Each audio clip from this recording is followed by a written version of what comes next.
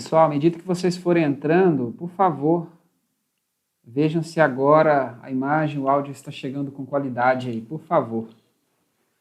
Ajude a gente a configurar, viu?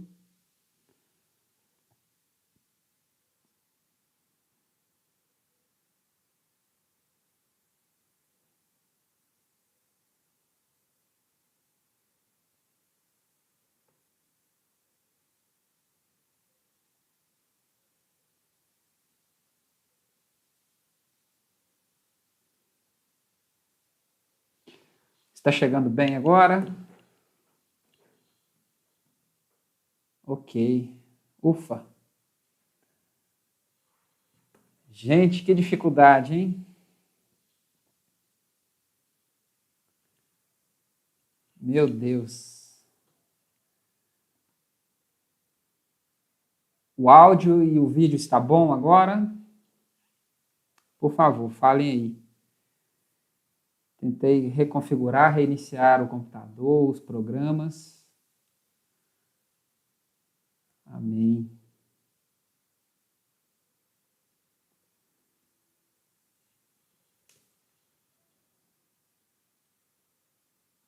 Ok, que bom, graças a Deus. Vocês estão conseguindo ouvir bem então, né?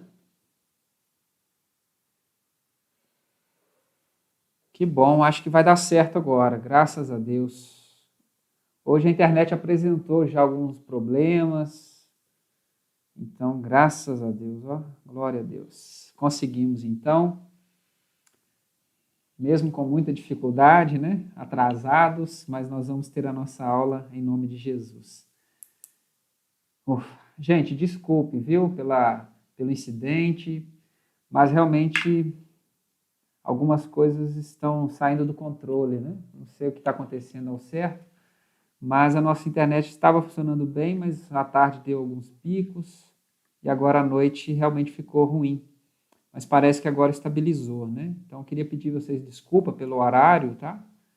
Atrasou bastante, mas nós vamos avançando com a nossa aula, tá?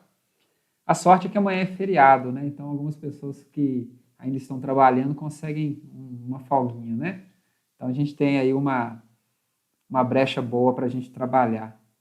Mas que bom, parece que estabilizou então. Ótimo, bênção demais.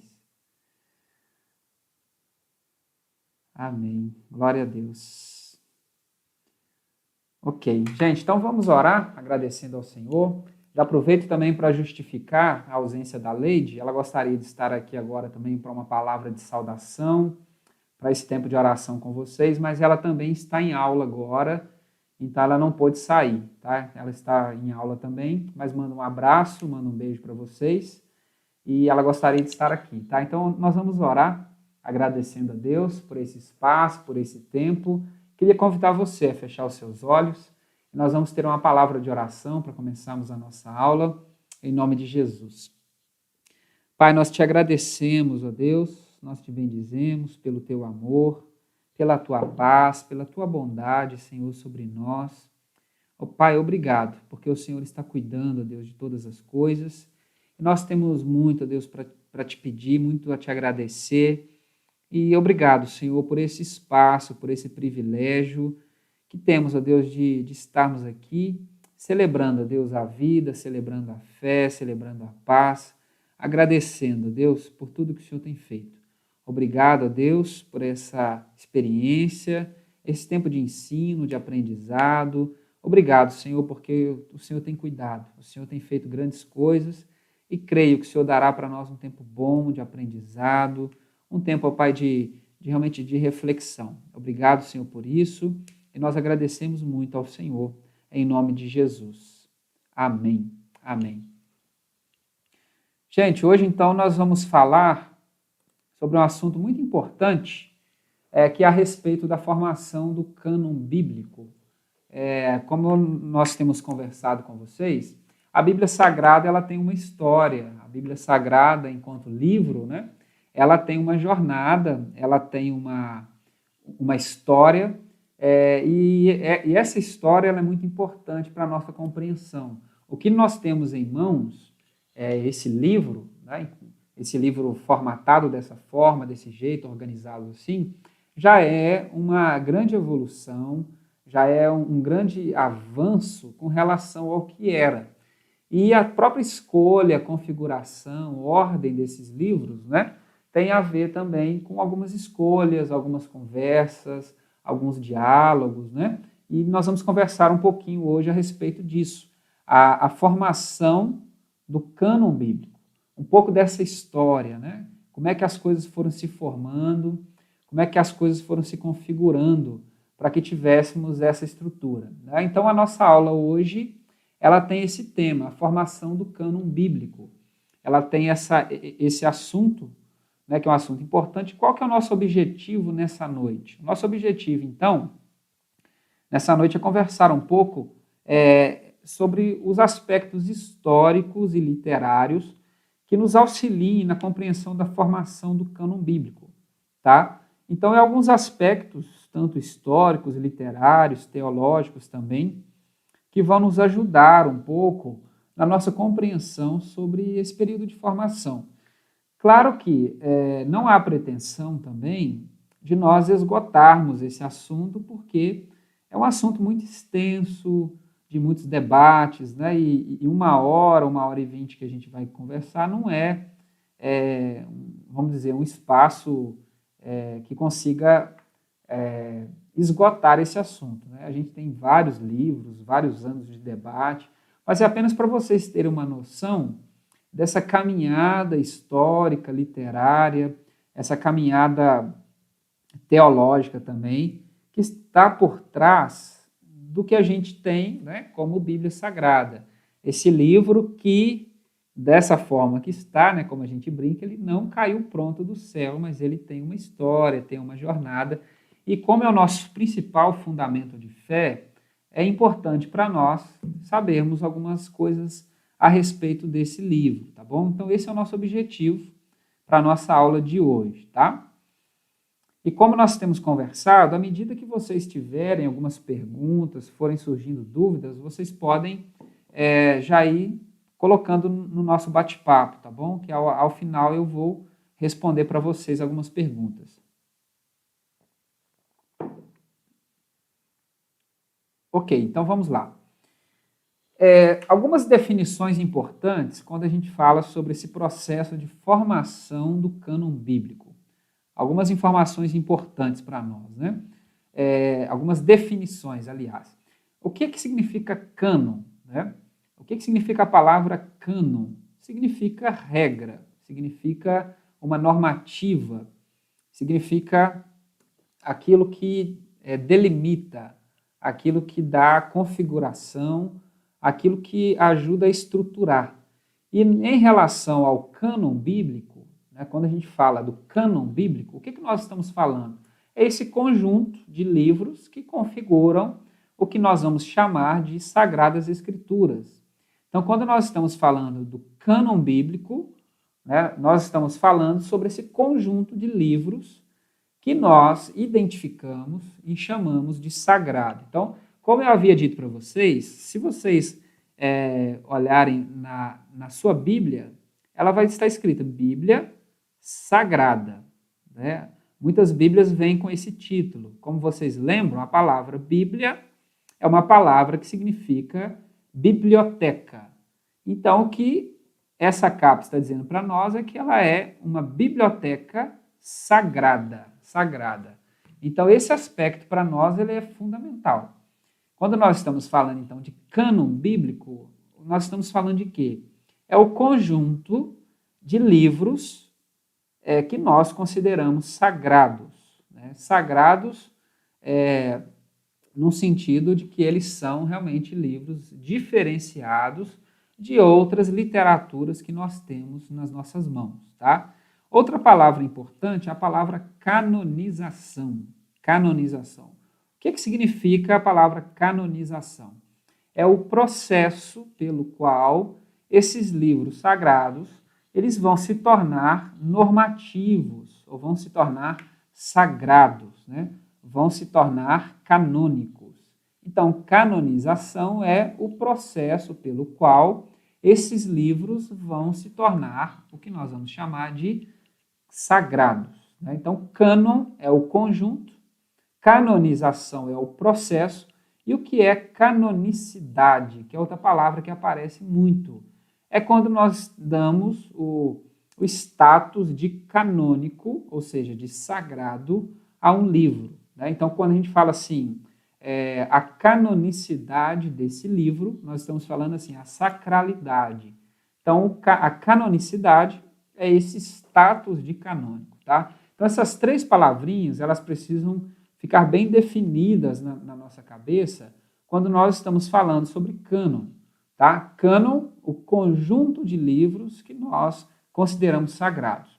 Canonização, o processo pelo qual esses livros vão ser considerados sagrados. E canonicidade é o status de canônico que um livro recebe, tá? Então, precisa ficar muito bem definido essas palavrinhas para nós. Após o período de redação, que nós conversamos bastante, né? Nas nossas últimas aulas, vocês vão se lembrar que falamos bastante a respeito do Antigo Testamento, falamos bastante a respeito do Novo Testamento, que há um processo de redação, né? Esses livros vão passando aí por um processo bem complexo de canonização, de redação, de produção, de organização. E aí, depois desse processo de redação, né, que é o que nós conversamos bastante, principalmente na nossa última aula, sobre alguns processos, como nas cartas de Paulo, os evangelhos, né? Há um processo primeiro de redação. Esses livros são redacionados e quando nós estamos agora conversando sobre canonização, é um processo posterior ao processo de redação. Então, lembrando, os livros primeiros foram redacionados, né? Foram escritos, tornaram-se livros. E aí há um processo posterior, que é esse processo que nós vamos chamar de recepção. Então, processo de redação é quando os livros estão sendo escritos, e agora nós estamos falando do processo de recepção. Mas como assim recepção? O que significa isso? Significa que uma vez que esses livros foram redacionados, né, eles foram escritos, organizados, compilados, esses livros agora vão passar pelo processo de recepção, mas uma recepção no sentido de que eles vão se tornar textos referenciais para a fé. O que é isso?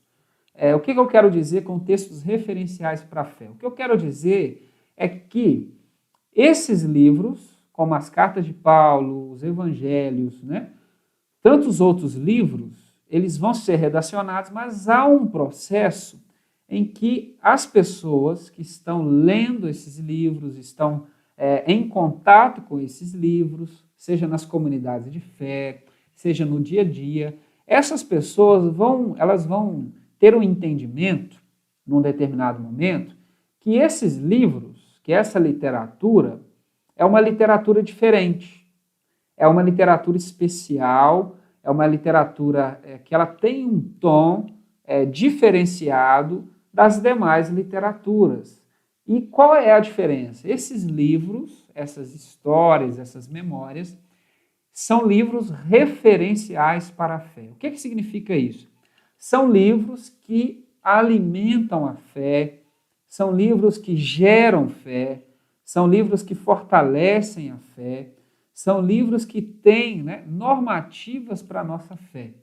Então, por exemplo, você não lê a Bíblia Sagrada da mesma forma que você lê, por exemplo, uma poesia. Apesar de ser lindíssima, você não considera a poesia no mesmo status que um texto da Bíblia Sagrada.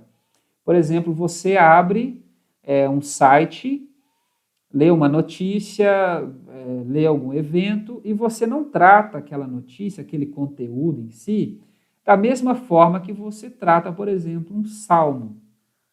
Tem aqueles dias que nós estamos angustiados, né? A gente está passando por um momento de dificuldade, a vida não está lá muito boa. Aí você abre um salmo em que você encontra algumas palavras, né? Por exemplo, de Davi, e aí Davi vem e coloca uma situação, coloca uma palavra, uma experiência, e aquilo enche o coração. Por quê? Por trás desses livros, por trás dessa literatura, qual é o diferencial?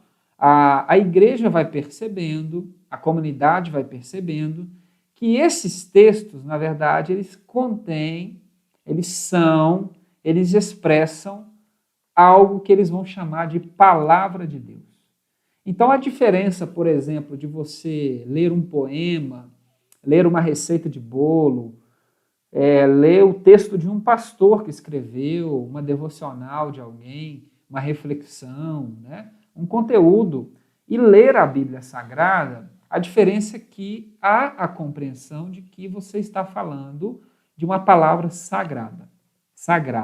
Tá? Então, quando a gente fala de recepção, é essa noção que as pessoas vão tendo ao longo da vida, ao longo da história, de que esses textos, essas narrativas, essas histórias, esses conselhos, todos esses relatos, eles, na verdade, são sagrados, no sentido de que eles expressam experiências de fé de pessoas antigas, experiências genuínas com Deus, pessoas que tiveram um encontro com Deus, um encontro genuíno, mas, ao mesmo tempo, esses textos me ajudam a ter as minhas próprias experiências e me ajudam também a fortalecer a minha fé.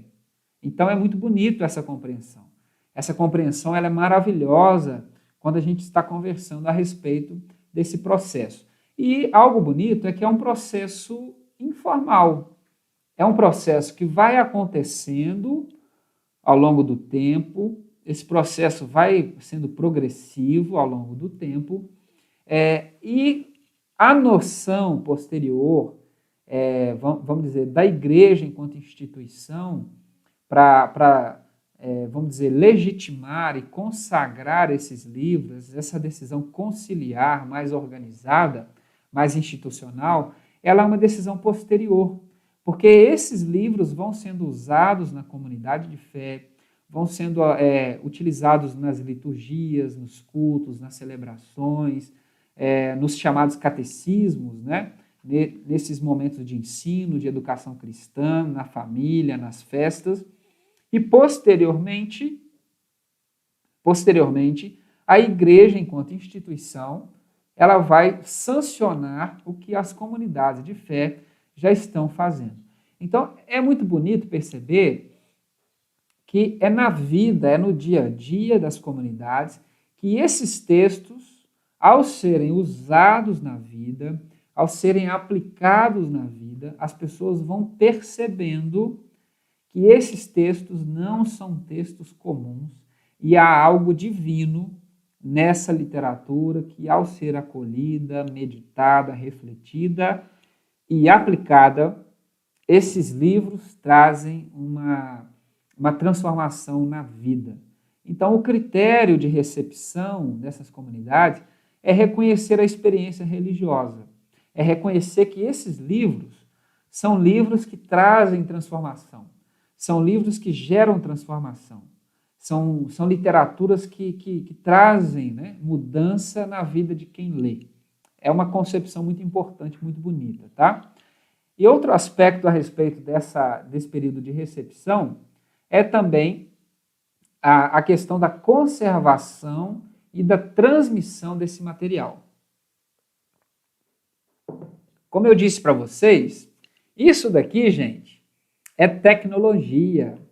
Isso daqui, ó, é tecnologia. E hoje a gente já tem também a Bíblia no celular, né? Então, isso daqui é tecnologia, isso daqui é uma mega tecnologia. Porque você tem aplicativos aí, e eu até postei no nosso grupo um aplicativo de leitura da Bíblia, muito bacana. Então, nesse aplicativo você tem diversas versões da Bíblia, estudos, né? Diversas coisas interessantes, mas isso tudo já é tecnologia de ponta, tecnologia alta. E um aspecto importante é saber que a Bíblia não nasceu assim. Não nasceu assim. E aqui eu trago para vocês algumas informações a respeito dessa formação do cânon, nesse aspecto mais físico, para você ter uma ideia, né, de como é que funcionava isso. Até o século II depois de Cristo, o material que era utilizado para a produção de textos, material que era usado para a escrita, eram os chamados papiros, né? Então, essa folhinha, né, maravilhosa que nós temos na Bíblia, né, essa folha fininha que você pode ver aí, ó, essa folhinha lisinha, fininha, isso é um material bem tardio na história da humanidade. Porque, a princípio, as pessoas usavam o chamado papiro. O papiro era um material bem primitivo, que era feito de uma planta originária do Egito Antigo, cujo nome era papiro. Papiro, daí o nome papiro, né? Era o nome de uma planta que era usada, as fibras dessa planta era usada, né? Era posta de molho, tratada, prensada, e se formava um material, né, bem antigo, semelhante aí, grossamente falando, a um papel mais primitivo. E essa planta, ela era originária do Egito e ela era basicamente importada pela cidade fenícia chamada Biblos. E aí vocês vão se lembrar da nossa aula, da nossa segunda aula, né? Nós falamos bastante sobre a terminologia, né? A palavra Bíblia, que é uma variação, né? Você vai se lembrar disso, é uma variação da palavra, a palavra Bíblia é uma variação da palavra Bíblios. Eu coloquei aqui, para vocês verem, esse mapinha, a cidade de Biblos está aqui na região, né, da Fenícia, onde eu estou passando o mouse, para vocês poderem acompanhar, tá? Então, importava do Egito para essa cidade, e o nome dessa cidade era Biblos. Era o nome dessa cidade, tá? Cidade chamada Biblos. É uma cidade famosa, por quê? Era uma cidade que se especializou na produção de papiro, tá? E como era a cidade que mais fornecia papiro para o mundo antigo, o nome da cidade se tornou o nome livro. Então, Biblo, que significa livro, era o nome de uma cidade que fabricava papiro. Tá? Então, fica claro isso? A cidade de Biblos comprava, importava papiro do Egito, prensava e fornecia papiro para o mundo antigo. Então, o papiro ficou conhecido aí como Biblos, Biblion depois, né, que vai se converter o nome que a gente tem de livro. Então, o nome Biblion significa livro e vem do nome dessa cidade. E a melhor forma de se usar esse material, esse papiro, era em formato de rolo. Então, era um material bem espesso, né, de um tamanho considerável, e eles enrolavam esses materiais. Então, essa ideia de livro ela é muito recente, se a gente for considerar, porque os livros sagrados, até então, eles eram enrolados. Então, você abria em formato de rolo, tá, num primeiro momento. Por volta aí do ano 100 a.C., a cidade de Pérgamo, na Ásia Menor, na Ásia Menor, eu vou projetar aqui para vocês conseguirem ver com mais clareza, a cidade de Pérgamo está aí na Ásia Menor. Estou passando o mouse aí na tela para você ver onde que a cidade de Pérgamo está. A cidade de Pérgamo, ela vai oferecer e vai produzir um novo material que vai também...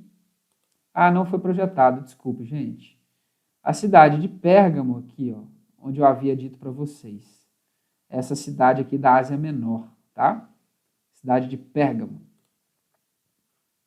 Então, essa cidade de Pérgamo, ela vai produzir um novo material que vai ficar conhecido como pergaminho. Olha que interessante, né? A cidade de Biblos produz um material que é usado como material de escrita, e esse material vai ficar conhecido como Biblion. Agora, a cidade de Pérgamo vai produzir um material, agora feito de couro, né? Couro fino de ovelha ou de asno, tratado, né? Então esse material é um pouco mais resistente, e aí começa a surgir um novo formato de transmissão de conteúdo. O que era feito em rolo, agora vai gerar o códice. Códice é uma espécie de várias folhas ou várias lâminas de pergaminho que eram encadernadas, né? Então é o nosso caderno, né? É o nosso material encadernado. Então, por exemplo, quando você tem aí diversas folhas, como o nosso caderninho aí, tá, do Fundamentos, né? Você tem um espiral, né? O códice é uma espécie de espiral primitivo. Você tem várias lâminas de pergaminho, desse couro fino de ovelha tratado, né? E ele é encadernado. Então, é uma espécie de livro primitivo, né? Você já tem folhas em que você pode passar, folhas, né? Entre aspas, aí, porque são lâminas de couro de ovelhas.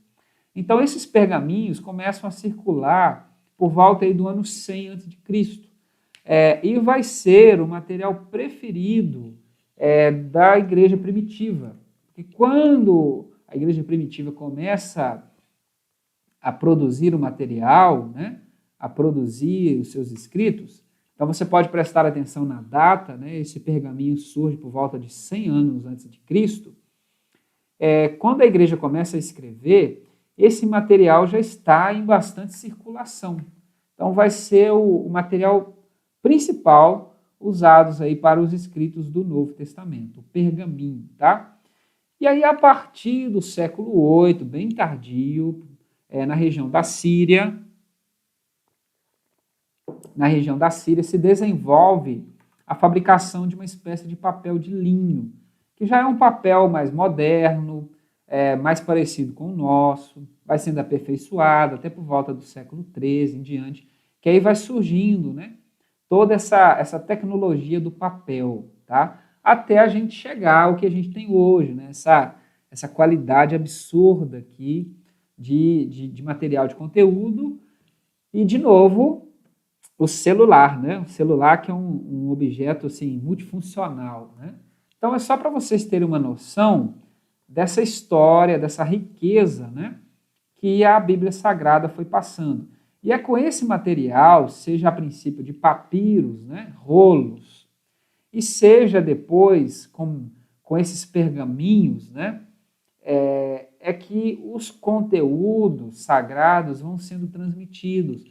Vai acontecendo cópias, recópias desses materiais com muito zelo, e um pergaminho poderia ser usado para várias cópias, né? Você tinha possibilidade de fazer algumas raspagens, né, suaves nesses materiais para reaproveitar, porque eram materiais caros, né? E não dava para descartar, como nós fazemos hoje com uma folha de papel, né? Então você errou, não usa mais, você amassa uma folha, joga fora, mas não dá para fazer isso com pergaminho. Você precisa raspá-lo, limpá-lo e escrever por cima, né? Então são esses materiais aí que vão sendo utilizados, tá? Algumas nomenclaturas para a gente entender um pouco dessa discussão sobre a formação do cânon bíblico, né? Talvez alguns nomes você já tenha escutado por aí, quando nós estamos falando sobre esse processo, né? Sobre esse assunto de cânon bíblico, tá? Algumas definições importantes. A palavra canônico, que nós acabamos de falar, é uma palavra usada para os livros que estão na Bíblia. Então, há uma coletânea, como você pode observar, nas primeiras páginas da sua Bíblia, você tem aí o chamado índice, né, o chamado sumário. E é nesse sumário aí que você tem uma lista de livros. Esses livros são livros chamados canônicos, ou seja, os livros que estão na Bíblia Sagrada. Outra palavra que você já deve ter escutado por aí é a palavra deuterocanônico. Deuterocanônico. O que significa essa palavra? A palavra, o prefixo deutero, você vai se lembrar aí de Deuteronômio, né? Deuteronômio usa o mesmo prefixo dessa palavra. Deuterocanônico significa canonizados num segundo momento, ou posteriormente. E é uma palavra usada principalmente por nós, protestantes, né? Quando nós nos referimos aos livros que nós não temos, aliás, os livros que a Bíblia Católica tem a mais. Então, esses livros é chamado por nós de deuterocanônicos, né? São livros acrescentados depois. Então, os canônicos são os livros que estão na nossa Bíblia e os deuterocanônicos são livros canonizados num segundo momento. E eu falei para vocês sobre a palavra Deuteronômio, né? Só para a gente ter uma ideia do significado desse prefixo.